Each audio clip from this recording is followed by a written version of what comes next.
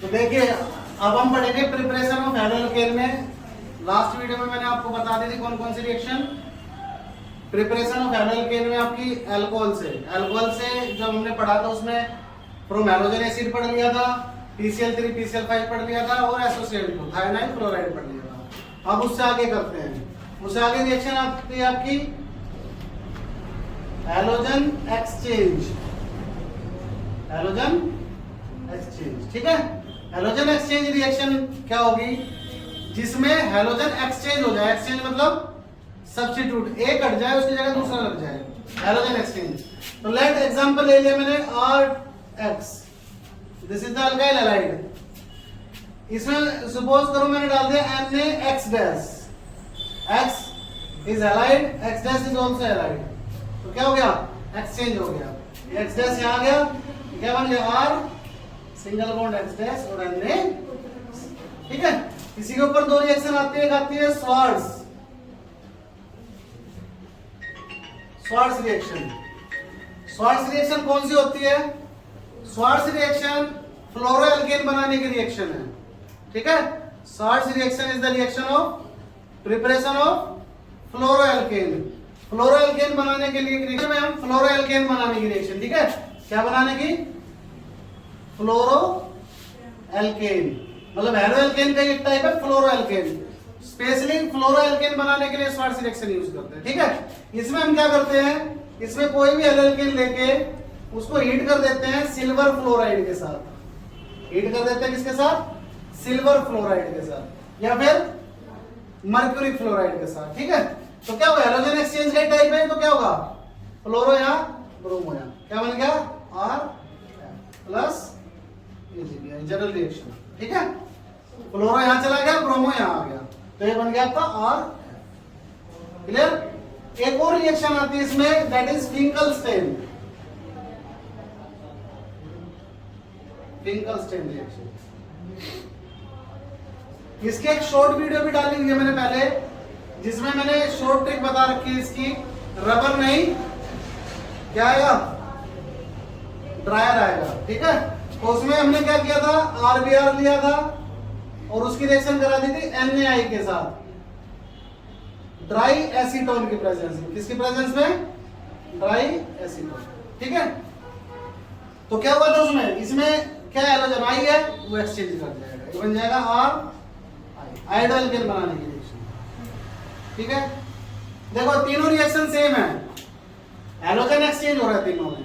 इसमें X गया, X जैसा गया, सेम उसमें है, बस फर्क ये है, इस बात का ही ध्यान रखना हमने कि हैलोजन एक्सचेंज तो तीनों में हो रहे हैं, बट स्वार्ट्ज रिएक्शन जो है वो फ्लोरोएल्केन बनाने के लिए है और फिंकलस्टेन जो रिएक्शन है वो आयोडाइल्केन बनाने के लिए, ठीक है।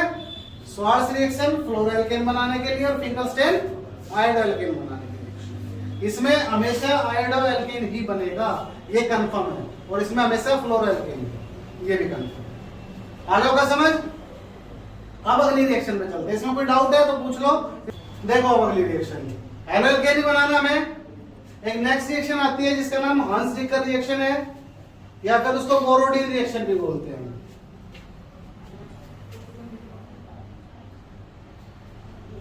बोरोडीन रिएक्शन या फिर Borodin हंस-डिकर reaction,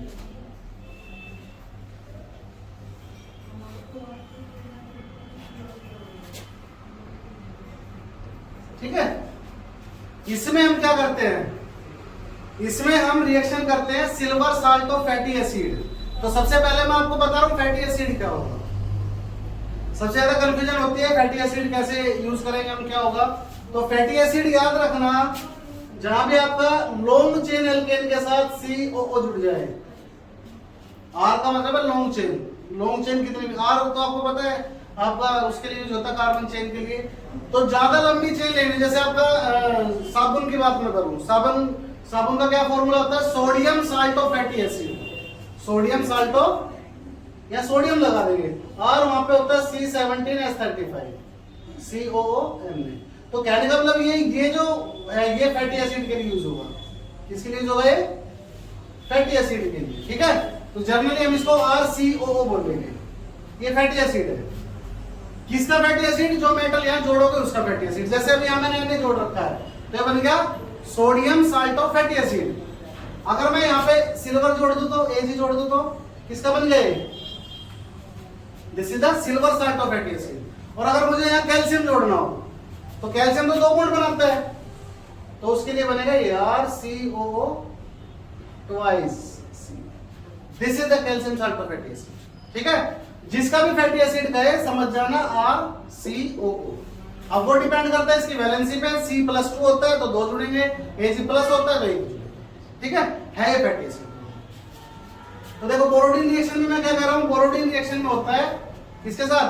silver salt of fatty acid के साथ। तो silver salt of fatty acid क्या ले लूं? RCOO। इसको हम रिएक्ट कराते हैं ब्रोमीन वाटर के साथ। नॉन मेटल में एक ही लिक्विड फॉर्म होती है, दैट इज ब्रोमीन।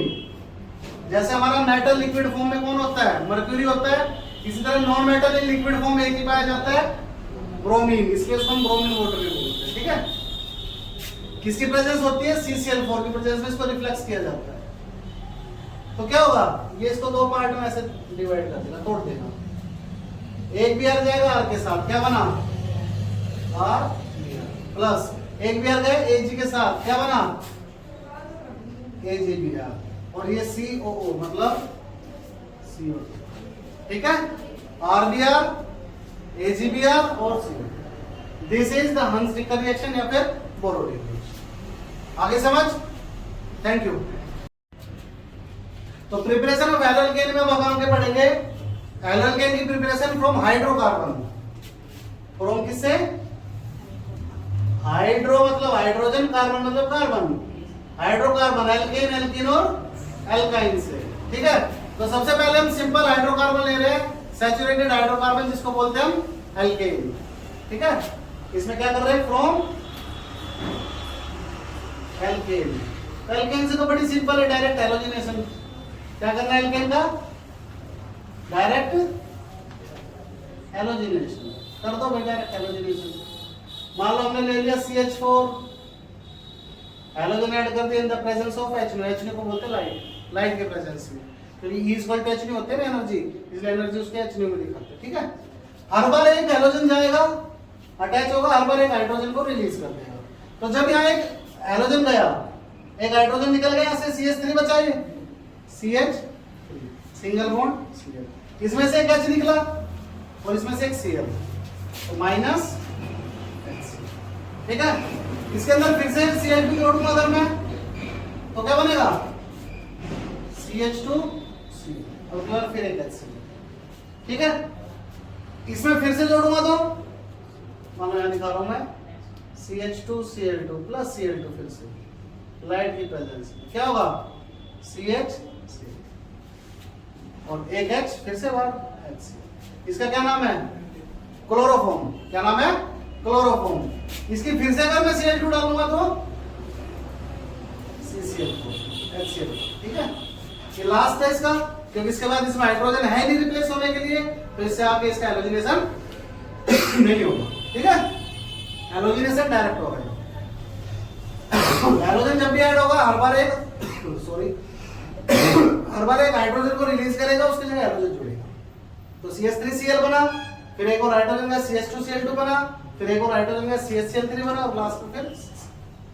ठीक है, तो ये है हाइड्रोकार्बन में किससे? एल्केन से। अब हाइड्रोकार्बन में हम करेंगे किससे? एल्कीन से। ठीक है, एल्केन से हो गया, अब करेंगे एल्कीन से।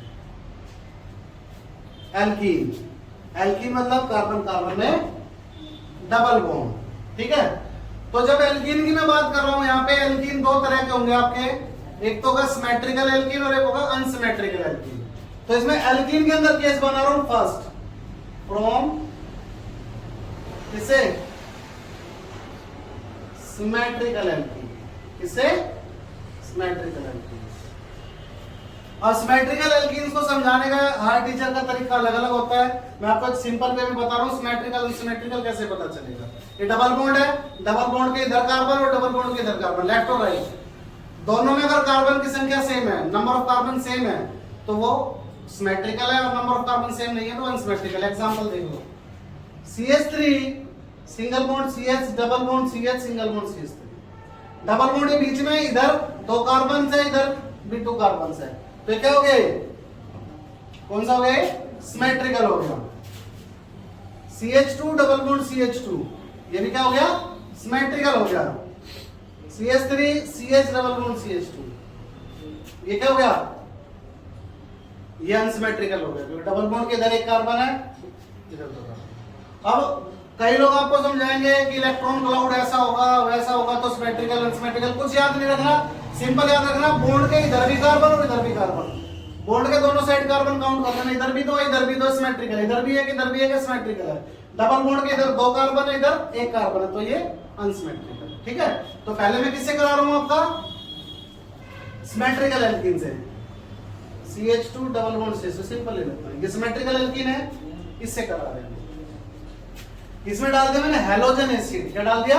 Halogen acid. हैलोजन एसिड आपको पता है H, सिंपल, कुछ नहीं होगा, बस लास्ट सिंपल सी चीज होगी, यहां से H गया इसके पास, यहां से X गया, यहां से वैसे जाएगा, इसका एक बॉन्ड ब्रेक होगा क्योंकि 4 बॉन्ड बनाता है, तो ये बन गया CH3, बॉन्ड हो गया सिंगल, ये CH3 ये हो गया सिंगल बॉन्ड CH2 और CH2 के साथ जुड़ गया X, मतलब हैलोजन, तो बन गया हैलो। ठीक है, X की जगह मान लो आपने यहाँ Cl ले रखा है, तो ये बन गया क्लोरीन। ठीक है, Br ले रखा होता तो बन जाता ब्रोमीन। जो भी आप हैलोजन लोगे वो आपका ब्रोमीन। सिंपल केस है इसका। अगर इसकी जगह अनसिमेट्रिकल हो, क्या हो? अनसिमेट्रिकल, तो क्या होगा? जैसे एग्जांपल ले लिया, CH3 single bond CH double bond CH। ठीक है, इसमें मैंने HBr Br ले लिया। अगर मैं ऐसे कर रहा हूं इसको, तो सिंपली क्या होगा? Hydrogen will goes to the carbon having greater number of hydrogen. Double bonded carbon में हमें ये देखना है कौन से कार्बन में हाइड्रोजन ज्यादा है। जैसे डबल बॉन्डेड कार्बन ये दोनों है, इसमें 1 हाइड्रोजन है, इसमें 2 हाइड्रोजन है, तो hydrogen will goes to the carbon having greater number of hydrogen. Hydrogen जाएगा उस कार्बन के पास जिसके पास ज्यादा हाइड्रोजन होंगे, तो हाइड्रोजन गया इस वाले कार्बन के पास और हेलोजन गया इस वाले के पास। क्या बना है? CH3 सिंगल बॉन्ड CH, यहाँ Br आ गया और ये CH। ठीक है, ये बन गया आपका 2 ब्रोमो क्या? Propane, 2 bromo propane. और इस रूल का नाम है मार्कोनिकोव्स रूल। रूल का क्या नाम है? मार्कोनिकोव्स। तो देखो मार्कोनिकोव्स रूल ने क्या कहा? मार्कोनिकोव्स रूल ने कहा कि जब किसी भी अनसिमेट्रिकल एल्कीन के अंदर आपका हम हैलोजन एसिड ऐड करेंगे, तो hydrogen will go to the carbon having greater number of hydrogen. Hydrogen जाएगा उसके पास जिसके पास ज्यादा हाइड्रोजन है, and the halogen will go to the carbon having less number of hydrogen. Halogen जाएगा उस कार्बन के पास जिसके पास लेस नंबर ऑफ हाइड्रोजन। ठीक है, इस रूल का नाम है मार्कोनिकोव्स रूल। ठीक है, और इसमें बन गया 2 ब्रोमोप्रोपेन। अब ये कंडीशन आती है कि ये प्रोपीन है, ये क्या है? प्रोपीन। प्रोपीन से हमने बना दिया 2 ब्रोमोप्रोपेन, और अगर ये कहते कि प्रोपीन से हमें बनाना है 1 ब्रोमोप्रोपेन, तो क्या मैं इसको उल्टा कर दूं? हाइड्रोजन इसके पास और Br इसके पास, तो आपका क्या बन जाएगा? 1 ब्रोमोप्रोपेन बन जाएगा। कैसे बना? देखो अभी यहां लिख के दिखा रहा हूं आपको, सिंपल वही चीज लिख रहा हूं दोबारा से, CH3 CH double bond CH। ठीक है, इसके अंदर मैंने डाल दिया HBr। ठीक है बेटा, अब आपके हिसाब से क्या होना चाहिए? आपके हिसाब से होना चाहिए hydrogen will goes to the carbon having greater number of hydrogen. यहां पे मैंने बेटा लिख दिया पेरोक्साइड। क्या लिख दिया? पेरोक्साइड। जैसे ही मैंने एरो पे पेरोक्साइड लिखा, मतलब प्रेजेंस किसकी दिखाई? पेरोक्साइड की, वैसे ये रूल चेंज हो गया। चेंज क्या हो गया? Hydrogen will goes to the carbon having less number of hydrogen. पहले हाइड्रोजन उसके पास ज्यादा थे, इसके पास ज्यादा हाइड्रोजन थे। जैसे मैंने यहाँ पेरोक्साइड लिखा, चेंज हो गया, हाइड्रोजन किसके पास गया? जिसके पास कम नंबर ऑफ हाइड्रोजन और हाइड्रोजन ज्यादा। तो बन गया CH3 CH2 CH2। ठीक है, ये बन गया 1 ब्रोमोप्रोपेन। क्या बन गया? 1 ब्रोमोप्रोपेन। किससे बना ये? प्रोपीन से बना। किससे? प्रोपीन से। जो प्रोपीन हमने लिया था उसी से बना है। तो प्रोपीन से ही हमने 2 ब्रोमोप्रोपेन बना दिया, प्रोपीन से हमने 1 ब्रोमो प्रोपेन भी बना दिया। फर्क क्या है, मैंने यहाँ पे प्रेजेंस रखी पेरोक्साइड की, इसको ऐसे लिख सकता हूँ मैं C6H5 ट्वाइस COO ट्वाइस, ये भी पेरोक्साइड है। तो मार्कोनी का उल्टा कर दिया मैंने, इसलिए इस रूल का नाम क्या है, एंटी मार्कोनी टॉक्सिन, ठीक है। इसका दूसरा नाम पेरोक्साइड इफेक्ट, इसका तीसरा नाम खरास इफेक्ट, ठीक है। मार्कोनी का उल्टा एंटी मार्कोनी टॉक्सिन, दोनों में फर्क समझ आ गया होगा। तो अब मेरा यहाँ पे एक क्वेश्चन है कि एंटी मार्कोनी जो रूल है वो सिर्फ एक हैलोजन एसिड पे लगता है, दैट इज HBr। HBr के अलावा किसी भी हैलोजन एसिड पे एंटी मार्कोनी टॉक्सिन रूल नहीं लगता है, और उसका जवाब आप लोगों ने ढूंढना है क्यों, ठीक है। इसमें और पूरे में कोई डाउट है तो वो आप लोग पूछ सकते हो। यहाँ पे आपका प्रिपरेशन ऑफ हैलोएल्केन खत्म होता है, सारी प्रिपरेशन मैं करा चुका हूँ। अब हम नेक्स्ट वीडियो में पढ़ेंगे फिजिकल प्रॉपर्टीज ऑफ हैलोएल्केन।